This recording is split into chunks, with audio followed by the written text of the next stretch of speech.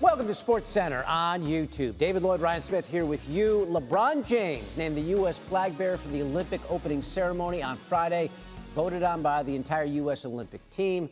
LeBron, of course, fresh off saving Team USA from an embarrassing upset to South Sudan on Saturday. Can you imagine, just take a minute, can you imagine what it would have been like if South Sudan would have won that game? Well, either way, Team USA is under scrutiny now for sure.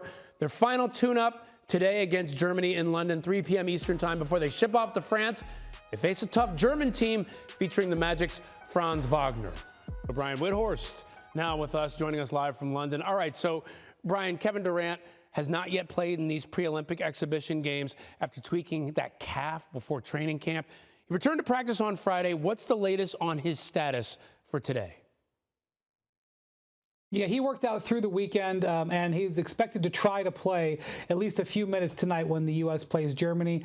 They'll see how he feels when he warms up. Obviously, they're being cautious with this injury because of his history of leg and calf injuries. And I know that Steve Kerr definitely wants to have him out there for this game tonight. He wants to test out some lineups because this group hasn't played together before this last couple of weeks. But I want to point out, they still have a week of practice between now and their game on Sunday. They are going to move to France after wrapping up business here in London. And even if Durant isn't 100% in the pool play games, what they really need is for their team to be at full power for that second week of August when the knockout games come around. So there's no pressure on Durant, but they'd like to see him out there tonight. Okay, get him some reps. And by the way, KD, we call him the international human cheat code. He's USA's men's leading point scorer in Olympic history, 435 points in 22 games. Meanwhile, Brian, I can't stop thinking about that situation with South Sudan. Team USA barely avoiding a shocking upset there on Saturday. Brian, what did the team learn from that? Ryan, I think they lost their focus a little bit. They had had a big, impressive win over Serbia several days prior in Abu Dhabi. It was an electric atmosphere in O2 Arena on Saturday night. The pre-game warm-ups basically turned into a dunk show in front of the crowd.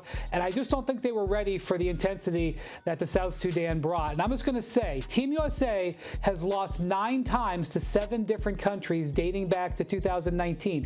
Before the 2021 Olympics in Tokyo, they lost a warm-up game to the African representative that year, Nigeria, which was very comparable to the South Sudan team, a bunch of former NBA players and an NBA head coach. So definitely they're going to look to probably retain their focus against Germany, who beat Team USA last year in the World Cup and are the defending World Cup champions. All right, so we'll see how this all plays out. Their first Group C game Sunday against Serbia with Nikola Jokic. Brian Windhorst with the very latest on Team USA basketball. Red Sox and Dodgers at Chavez Ravine. Bottom 5, Dodgers up 5-2. Ohtani squaring this one up good. Maybe some exit velo involved. Here's what the call looked and sounded like from our BBTN crew. Ohtani, right field, forget about it. A massive shot, wow. 473 feet for Shohei Ohtani. So that was amazing. Yeah, like you guys were saying, some of the righties can hit him out that way, but for a lefty to go up there, I'm speechless. I've never seen that before. Gosh, man, he just never ceases to amaze. I mean, you look at how far that ball went and how hot it came off the bat. It's just hard to fathom somebody hitting a baseball like that. He did say he got all of it. But that's where people just don't go. Just really impressive. Gosh, I mean, he just does things, seems like every night that people just can't do. Yeah, Dodgers were goggle-eyed. Everyone was pretty amazed at that. Number 30 for Ohtani. 4th straight season he's done that to join Aaron Judge as the only guys in baseball to do it. Dodgers complete the sweep, winning 9-6. The 473-foot home run was the second longest homer at Dodger Stadium since ESPN began tracking homers in 2006. That trails only Matt Holliday's 476-footer in 06. Ohtani, no stranger to moonshots this year. He now has 7 home runs of at least 450 feet, 3 more than any other player. In fact, all other 29 teams have fewer than 7 450-foot home runs this season. Ohtani on Sunday night became just the 7th guy in MLB history with 30 homers and 20 stolen bases through 100-team games in the season. He's the first Dodgers player to ever do so. 473 feet, whatever. Time now for the long kiss goodbye with some real distance, courtesy of Jorge Soler. First at bat of the game, Soler smashes that thing.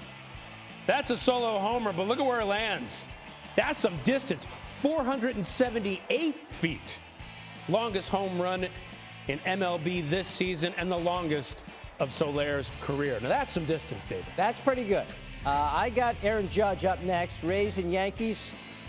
Judge, who leads baseball in home runs, stepping on this one pretty good. Kind of a pedestrian 444-footer. The sixth 444-footer this season, second most in baseball. And then Jackson Chourio up at the plate, and Jackson Chourio way out of here. That's a no doubter to left. 443 feet. He's only 20 years old, fifth youngest player to reach 10 homers and 10 steals in a season since 1990. Not bad. Astros Mariners, Yordan Alvarez stepping in and stepping out. Bangs this one off the fourth deck, way up there. 429 feet, hit for the cycle.